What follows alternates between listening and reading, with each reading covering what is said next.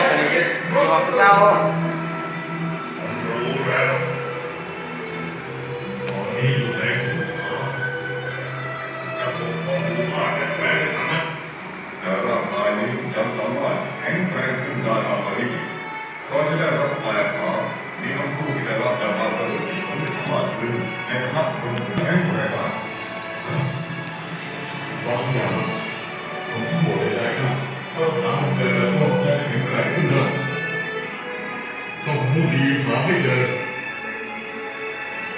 นั่นแหละแต่เป็นตัวตนที่พิเศษสำหรับฉันพวกเราเป็นผู้แข็งแกร่งแน่นอนคำพูดที่พูดได้ก็ตกแห่งความจริงในที่สุดก็รู้ตัวว่าจะบ้านี่น้อยเหตุคำสอนของพระเจ้าอยู่เยอะกว่าไม่เอาจินตนาการแล้วโอเค โอ้ยว่าบอกแผลใช่ไหมเลยพูดเลย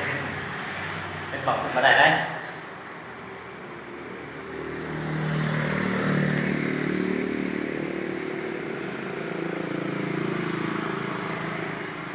มันทำให้เราไม่ต้องดูว่าอย่างไรแต่ว่าสำคัญสำหรับผมแต่ว่าเราเป็นผู้ปกป้องของเดิมไป จริงนะจริงด้วยเป็นเหมือนกับว่าจริงเลยนะ ผมจะมากินดาวผมดวงอาทิตย์ของมือของนายคืออะไร พ่อกับแม่ไม่เล่า พ่อกับแม่ดวงอาทิตย์มันดีกับ